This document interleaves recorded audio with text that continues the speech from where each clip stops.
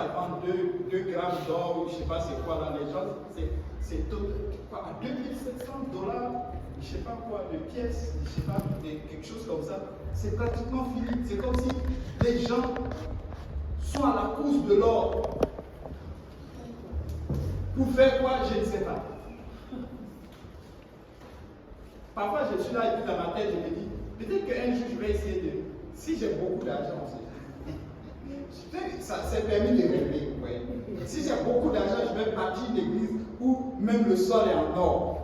Pour que les gens commencent à se préparer dans leur cœur comment ils vont marcher sur l'or. Oui. Wouh! L'or. Mince. Pavé d'or. Mince. Mais bon. Vous savez, même si on bâtit une église en or comme ça, on ne va jamais être en paix. Parce qu'on sera toujours poursuivi par les bandits et puis il faut encore protéger cette église. Amen. Il faut payer encore cher. Alléluia. C'est pourquoi c'est au ciel. Amen. Là-bas, n'importe qui ne peut pas arrêter. Amen. Alléluia. Il faut que nous espérons. Alléluia. Il faut que nous allons voir cela. Amen. Alléluia. Oh Seigneur, merci Seigneur. C'est pourquoi le chrétien, n'est-ce pas, persévère. C'est pourquoi nous endurons tout ceci. C'est pourquoi nous supportons toutes les privations. C'est pourquoi nous supportons toutes les moqueries. C'est pourquoi nous supportons, n'est-ce pas, les railleries de nos parents, les railleries de tous ceux qui... Pourquoi? Parce qu'ils ne comprennent pas. Ils ne comprennent pas. Ils ne peuvent pas comprendre. Quand quelqu'un a l'esprit de la chair, a encore l'esprit humain, c'est difficile de comprendre. Toi qui vis dans le spirituel, il va te persécuter parce qu'il ne comprend pas. Ce n'est pas compréhensible pour lui. Et souvent, tu vas penser que non, c'est seulement les gens du monde qui te persécutent. Aujourd'hui, les chrétiens sont persécutés, même par leurs propres chrétiens, par leurs propres frères chrétiens, soi-disant des gens qui attendent aussi le retour du Seigneur. Au temps de Paul, mais c'était grave. La persécution était partout. Amen. La persécution était partout. Les gens croyaient, même Paul lui-même persécutait aussi ces chrétiens-là. Parce qu'il croyait que les gens étaient, n'est-ce pas, ils étaient c'est quoi le mot là, des hérésies. C'est des gens qui blasphèment, des gens qui, n'est-ce pas, qui veulent aller contre, n'est-ce pas, la parole de Dieu. Des gens qui étaient contre Dieu, qui sortaient une nouvelle doctrine, donc ils les persécutaient. Mais non, ce n'était pas ça. Dans 1 Thessaloniciens chapitre 4, verset 13 à 14, verset 13 à 17. 1 Thessaloniciens chapitre 4, verset 13 à 17. Nous ne voulons pas, frères, que vous soyez dans l'ignorance au sujet de ceux qui dorment, afin que vous ne vous affligez pas comme les autres qui n'ont point d'espérance. Car si nous croyons que Jésus est mort et qu'il est ressuscité, croyons aussi que Dieu ramènera par Jésus et avec lui ceux qui sont morts. Voici en effet ce que nous vous déclarons d'après la parole du Seigneur. Nous, les vivants restés pour l'avènement du Seigneur, nous ne dévancerons pas ceux qui sont morts. Car le Seigneur lui-même a un signal donné à la voix d'un archange et au son de la trompette de Dieu, descendra du ciel, et les morts en Christ ressusciteront premièrement. Ensuite, nous les vivants qui serons restés, nous serons tous ensemble enlevés avec eux sur des nuées, à la rencontre du Seigneur dans les airs, et ainsi nous serons toujours avec le Seigneur. Consolez-vous donc les uns les autres par ces paroles.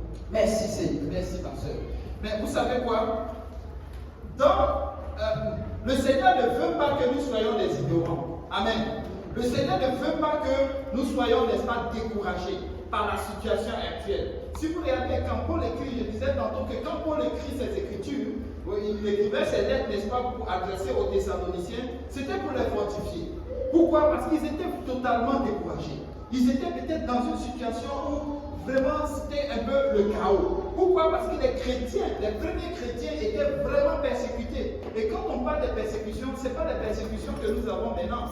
Même si quelquefois, de notre époque, il y a des persécutions qui sont vraiment dignes de cette époque-là, mais réellement, ça ne vaut pas ce que nous vivons aujourd'hui. Amen. Oh mon Dieu, que leur temps était vraiment difficile.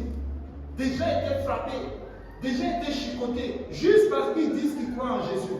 Pas des Juifs.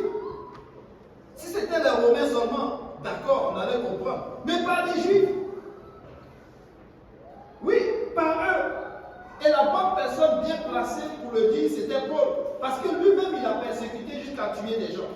Amen. Oui. Il était même en route pour aller persécuter certains et il a été frappé. Amen. Par le Seigneur. Donc, il ne veut pas que ses frères se découragent. Il ne veut pas que, par une situation quelconque, n'est-ce pas, je ne sais pas, ils vivent une situation difficile, n'est-ce pas, qui se décourage et qui décroche de la chrétienté. Mais il veut plutôt, n'est-ce pas, qu'ils résistent. Amen. Parce que, vous savez, quand un chrétien relâche, c'est comme si le monde a beaucoup plus à donner que ce que le Seigneur veut donner. Amen. C'est comme son espoir. Au fait, le but de son espoir est reposé sur ce monde. Amen. Mais notre espoir n'est pas dans ce monde. Vous savez, quel que soit le building, quelle que soit la nature des choses que tu auras dans ce monde, ça ne pourra pas te donner l'éternité avec Jésus. Amen. Et ça prend Jésus. Amen. Ça prend que nous endurons. C'était dans que nous irons en prison. C'était dans que nous serons chicotés.